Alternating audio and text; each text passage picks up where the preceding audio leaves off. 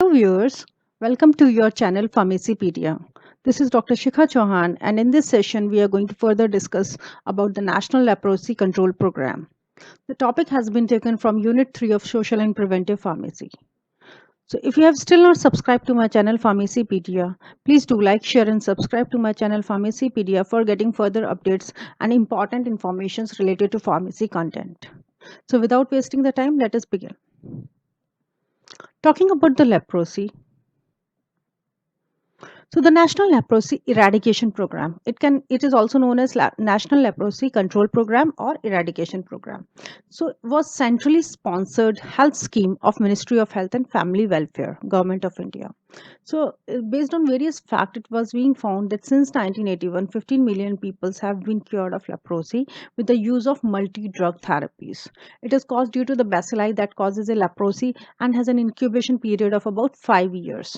Sometimes symptoms can take as long as 20 years. So the National Leprosy Program, although started in the year 1955, and officially in India, the National Leprosy Eradication Program was launched in the year 1983. In 1983 only, the introduction of multi-drug therapy was initiated, also known as MDT, in different phases. In the year 2005, it was proposed that leprosy is completely eradicated from India at the national level. And in the year 2012, special action plans for 209 high endemic districts in 16 states were looked for. So, my dear students, one interesting fact about this leprosy is that in that year 2005, India was declared leprosy free, but certain strains it resurfaced in India from 2016 onwards. The cases has risen a lot, and again a new strain for the leprosy has emerged up, and this is the cause of trouble for the government, and they have restructured the program leprosy. Somewhere down the line, it was being said that it is completely eradicated, but it came back with and it was resurfaced with new strain of leprosy. So multi-drug therapy came into wide use from 1982, after which the eradication program was initiated in the year 1983. This was about the history of the National Leprosy Control Program. Talking about the eradication program, the best part about this program was that it was able to identify and have early detection through active surveillance by the trained health workers, and with the regular treatment with MDT. MDT is multi-drug therapy, which involves more than 3 drugs at a time in a fixed dose to control the leprosy. So, intensified health education and for public awareness campaigns was really helpful to remove the social stigma which is attached to the disease. Although whatever harm is done by the leprosy, it cannot be reversed, but it can be controlled and eliminated. And appropriate medical rehabilitation can further pacify the patients.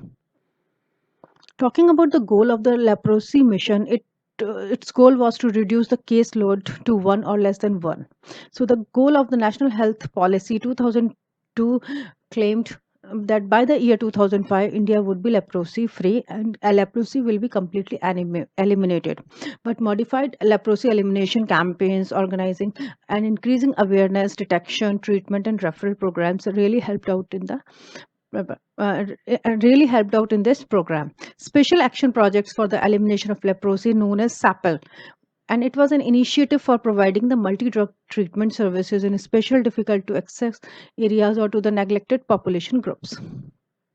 The key to the leprosy is that early detection. As soon as the leprosy can be detected, the problem can be resolved. So intensified health education, public awareness campaigns are required. Regular treatment of the leprosy cases from the multi-drug treatment at fixed centers near the patient is required. And disability prevention and medical rehabilitation is the need for the leprotic patient. So after it has been detected, then basically leprosy is of two types. The first is the multibacillary leprosy, and second is the bacillary leprosy. The multibacillary leprosy is labeled or is known when there are more than six patches or 2 or more nerves which are being affected, and the skin smear is positive. Bacillary leprosy is labeled when there are 5 or less than 5 skin lesions or more than one nerve is affected, and skin smear do not show bacilli. So paw bacillary is mild as compared to the multibacillary leprosy. Talking about the treatment, it is since it is a multi-drug treatment, so rifampicin is given once a month, and no toxic effects has been observed with that. Only that urine is colored out when you take the rifampicin. Clofazimine is the most active and administered daily. The drug is well tolerated and virtually non-toxic in the dosage form for multi-drug treatment. So rifampicin clofazimine combination is being used out. The drug causes brownish black discoloration and dryness of the skin. However, this disappears within few months after stopping the treatment. This should be explained very well to the MDT regimen for the multibacillary leprosy patients. Talking about the treatment, dapsone is also included. So I told you about the rifampicin, clofazimine, and dapsone.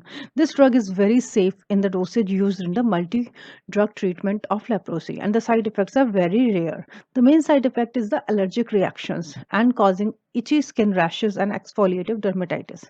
Patients known to be allergic to any of the sulfa drugs should not be given dapsone. Talking about the difference between the paucibacillary and multibacillary, paucibacillary is usually non-infective, tuberculoid, and the incubation period is 2 to 5 years, and it comprises of less than 5 lesions and very few bacilli, whereas multibacillary is more like attackful and more infectious lapromatus, and the incubation period is very high, 8 to 12 years. It comprises of lesions more than 5 and deficient of CMI and negative lepromine, and it comprises of numerous bacilli. Talking about the clinical manifestation, so the differences you can see about the paw bacillary, since it is mild, it does not include the clofazimine, but multibacillary leprosy include clofazimine. So you can see the drug combination used for paw bacillary comprises of rifampicin and dapsone, whereas multibacillary rifampicin, dapsone, and clofazimine. See, the treatment duration for bacillary is for 6 months, whereas multibacillary leprosy is for 12 months. And the follow-up is required annually for 2 years and it for annually for the 5 years. Talking about the multi-dose multibacillary leprosy, so the treatment has to be begin very early, and since child dose is different from the adult dose.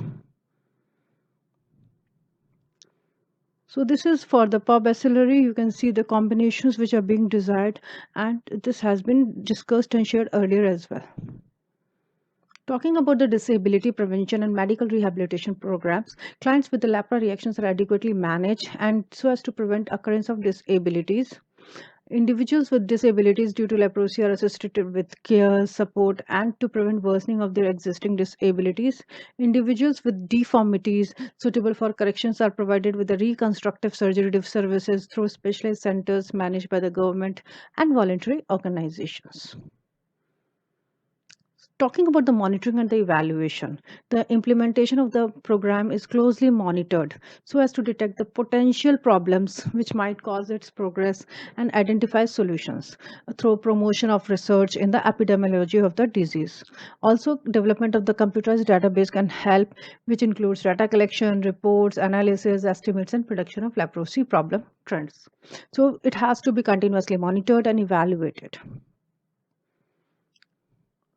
So, like evaluation aims at costing and drug requirements for the elimination of the disease, development of simplified tools for data collection, guidelines, training materials, and essential information for leprosy.